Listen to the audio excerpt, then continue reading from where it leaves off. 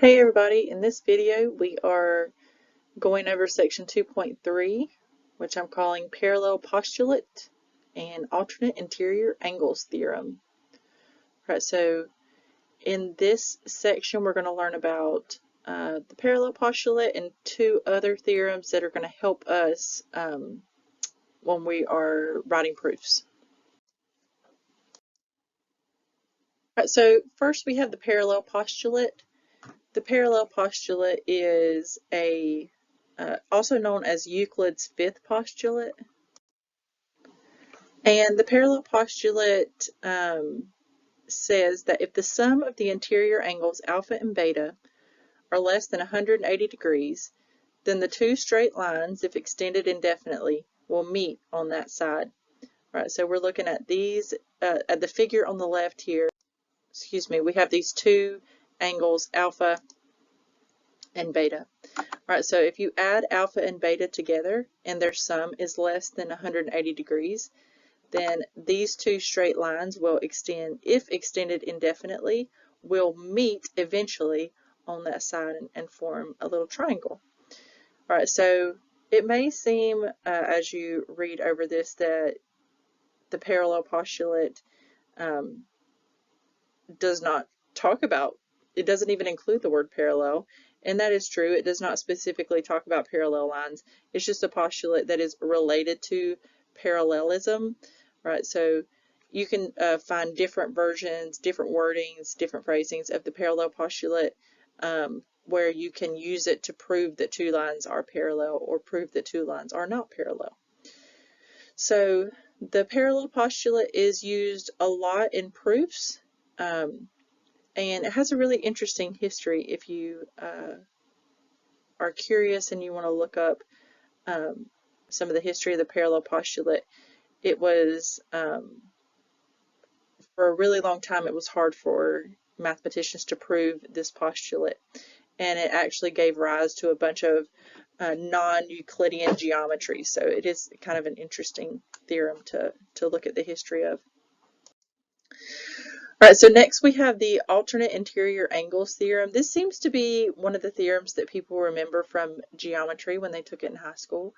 And the alternate interior angles theorem says that if two lines in a transversal form alternate interior angles that are congruent, then the two lines are parallel. All right, so here's our transversal. Let me switch to the laser pointer. All right, so here's our transversal. All right, so if these two lines L and M and a transversal that I have not labeled here form alternate interior angles, so that means it needs to be between the two lines in question, and they need to be on opposite sides of the transversal. So between the two lines in question and on opposite sides of the transversal. All right, so if those two angles are congruent, then the two lines are parallel.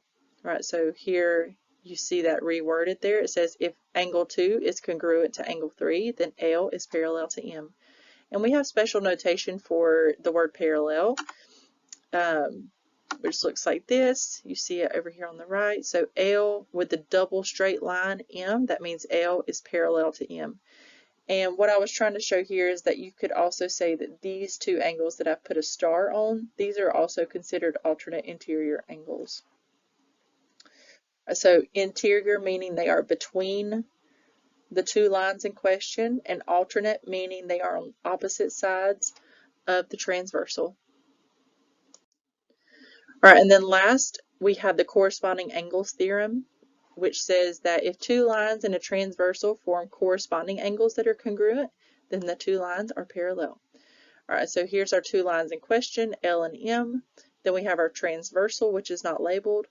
Corresponding angles are going to be on the same side of the line in question. So here we're looking at the angle above the line L. Here we're looking at the angle that is above the line M. And they have to be on the same side of the transversal. All right, so above the line and on the right of the transversal.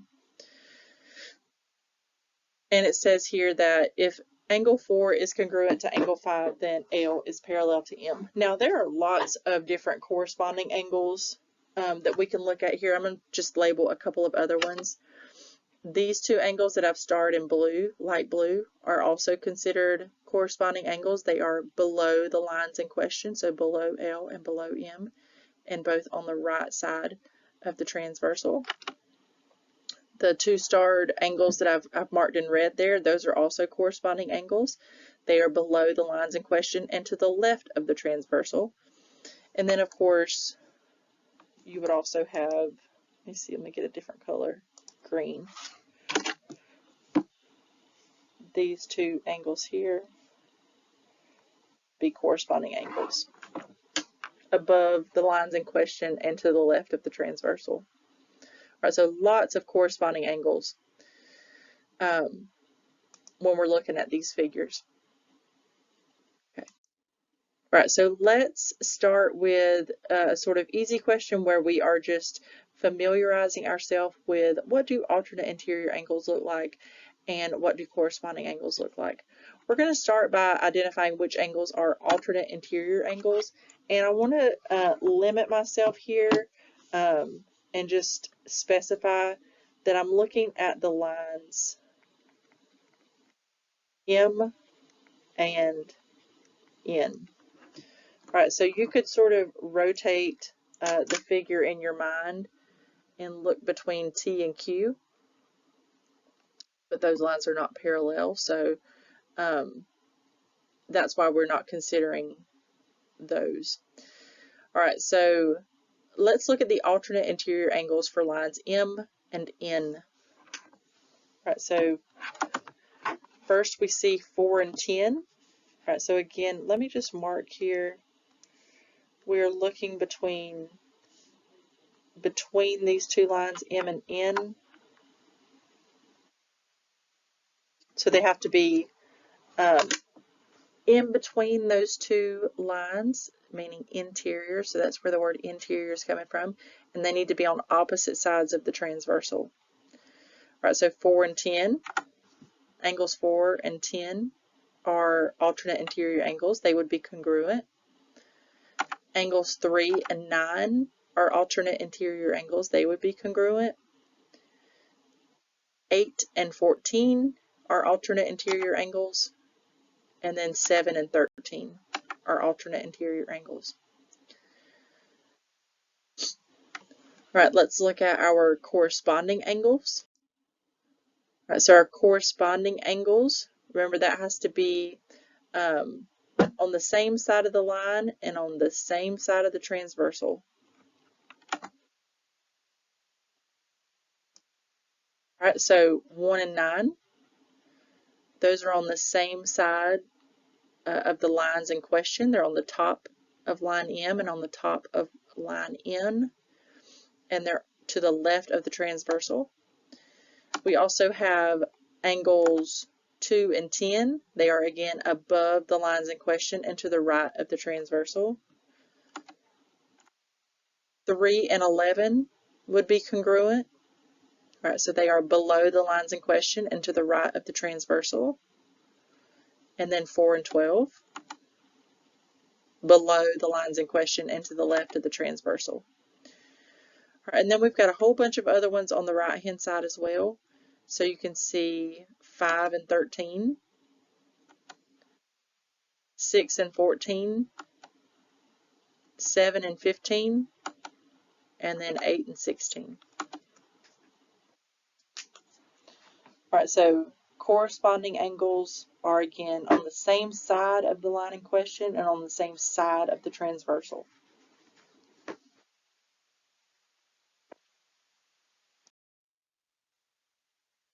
All right, so our next question says, which lines are parallel if angle 1 is congruent to angle 7? Justify your answer. All right, so we have this figure here. It looks like we've got two pairs of parallel lines, L and M, look to be parallel. That's what we're trying to prove. And then A and B also look to be parallel. So we've got to figure out which lines can we prove are parallel if angle 1 is congruent to angle 7. All right, so we are either going to need to prove that these are alternate interior angles or they are corresponding angles. That's the only two I've taught you. All right, so looking at these two angles, they are on the opposite side. One is above a line, one is below a line. So I don't think they're corresponding angles. They are in between these two lines, so that leads me to believe that they are, since they are in the interior of those two lines, I'm thinking alternate interior angles. So kind of turn your head to the left, and that makes it a little easier to see that here our two lines in question are A and B, and then M is serving as our transversal. So 1 and 7, angles 1 and angles 7 are opposite interior angles, or excuse me, alternate interior angles. So that tells us that A is parallel to B by the alternate interior angles theorem. All right, then we have somewhat slightly different wording here. It says, with the given information, can it be determined that M is parallel to N? All right, and then they've got two angles marked as congruent here. All right, so you want to ask yourself, are these alternate interior angles? Are they corresponding angles? All right, so they are both on the opposite side of the transversal, if you're considering this to be your transversal. They are on opposite sides of the transversal, but this angle up here at the top is not in the interior. So they can't be alternate interior angles. So the congruent angles are not alternate interior angles. All right, so let's try to think, are they corresponding angles? All right, so corresponding, they need to be on the same side of the lines in question and on the same side of the transversal. These are both above the lines in question, but they are not on the same side of the transversal, so they're also not corresponding angles. So with the given information, it cannot be determined that lines M and N are parallel. So you can see up there at the top I've put no. It cannot be determined with the given information. All right, the last two are algebra type questions. It says find the value for which D is parallel to M. All right, so find the value for which D is parallel to M. I don't know why I've got a question mark there. That should just be a period. All right, so look at these two angles that are marked here, 2x minus 24 degrees and then 82 degrees. Do those look to be either alternate interior angles or corresponding angles? They do look to be alternate interior angles. They are both in the interior of the lines M and D, and they are on opposite sides of the transversal. So since these are alternate interior angles, and we want to force these two lines to be parallel, we're going to set these two angles equal to each other. All right, so if alternate interior angles are congruent, then the lines are parallel. So we're going to force these two lines to be parallel. All right, so we got 2x minus 24 equals 82. I'm adding 24 to both sides. That gives me 2x equals 106. Divide both sides by 2, and the value is 53. So the value for which D is parallel to M is x equals 53. You don't need to plug this in. If you plug it in, it's just going to give you back 82 degrees. All right, so you don't need to plug it in. You just need to tell the value that makes those two lines parallel. All right, so this was the easy version. The next one is a little bit more difficult. All right, so this one is a little bit more difficult. It says find the value of x that makes M parallel to N. Very similar directions. All right, so we're trying to prove that M and N are parallel. All right, so theorems that we have to prove that two lines are parallel are the alternate interior angles theorem or the corresponding angles theorem. So that's what we need to look at here. We need to look at either a pair of alternate interior angles or a pair of corresponding angles. It doesn't matter which approach you take, you should get the same answer either way. I did the corresponding angles approach. So I said, okay, right now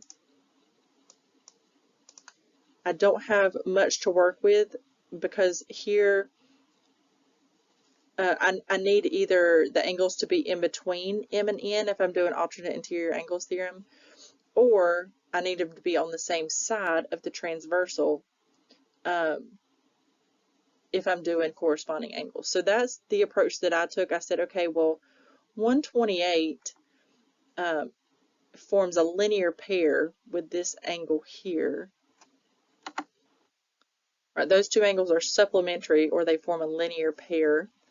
Right, so I know that that's a straight line.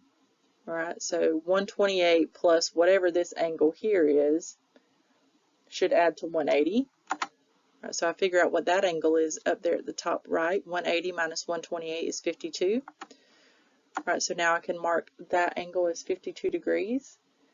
Now I've got corresponding angles here. 52 degrees and 2x minus 18 would be corresponding angles. They are on the same side of the transversal.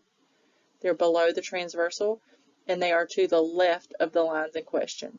All right, so they are now forming corresponding angles. All right, so I'm going to set those equal to each other to force the lines to be parallel, because if corresponding angles are congruent, then the lines are parallel. All right, so set those two equal to each other. 52 equals 2x minus 18. Go ahead and add 18 to both sides. That's going to give you 70. So 70 equals 2x. Then divide both sides by 2 to get x equals 35. Right, so the value of x that makes m parallel to n would be x equals 35. All right, if you did alternate interior angles there, you should get the same thing. So this would be the alternate interior angle to 2x minus 18. Again, it forms a linear pair or is supplementary to 128. All right, so that would also be 52 degrees. You would just set those equal to each other. So very similar approach. If you have any questions over section 2.3, please let me know. Otherwise, I'll see you next time.